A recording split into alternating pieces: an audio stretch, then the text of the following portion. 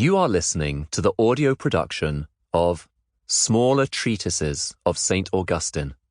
published by Audiobooks. This book is read by Jonathan St. John. S. Aurelius Augustine, Bishop of Hippo,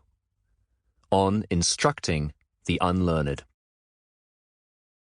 Augustine, having been requested by a deacon of Carthage,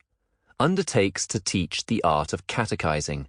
and first delivers precepts for the accomplishing of that duty, not only by a certain method and suitable course, but also without irksomeness and brightly. After this, putting his precepts into practice, he himself sets forth as a pattern 2 addresses for comparison, one longer and one very brief, for the instruction of him who wishes to be a Christian.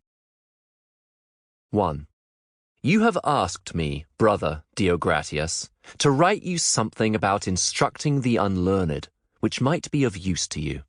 For you said that often at Carthage, where you are a deacon, persons are brought to you who are to be imbued with the rudiments of the Christian faith, because you are supposed to have a copious power of teaching, owing both to your knowledge of the faith and to the sweetness of your language, but that you yourself almost always feel in a strait how you ought suitably to make known that exact doctrine, the belief of which makes us Christians, at what point your statement should commence, and to what point it should be carried on, whether after ending the statement we ought to use any exhortation, or deliver only those precepts by the observance of which he to whom we speak may know that the Christian life and profession is maintained. Again, you have confessed and complained that it has often happened to you in a long and lukewarm address to grow profitless and tedious even to yourself, much more to him whom you were endeavoring to instruct by your words, and to the others who were present and listening, and that you were driven by this necessity to constrain me by the affection which I bear you, not to find it too irksome amongst my occupations to write something to you about this matter. 2. For my part, I feel myself constrained, not only by the love and service which I owe to you because of our friendship,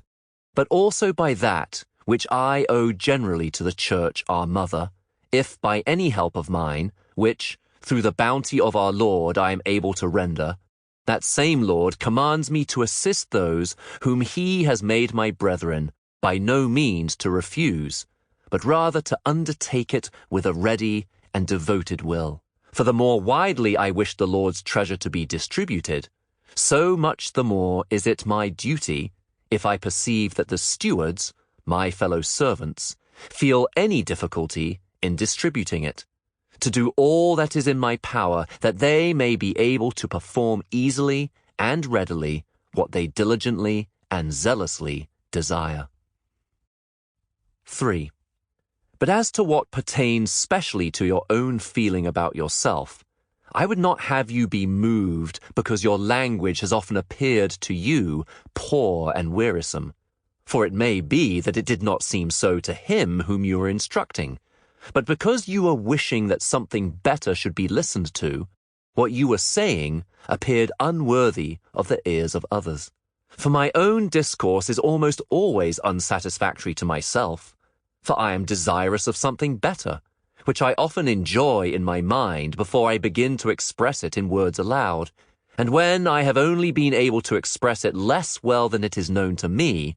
I am grieved that my tongue has failed in adequately expressing my feelings. For I wish him who hears me to understand all that I understand, and I feel that I do not so speak as to effect this,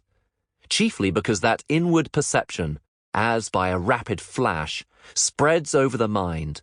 but speech, on the other hand, is slow and continuous and far different, and whilst it is being uttered, the thought has already hidden itself in its secret recesses. Yet, for as much as it has impressed in a wonderful manner certain traces upon the memory, these endure with the pauses of syllables, and as results of these same traces we form significant sounds, Sample complete. Ready to continue?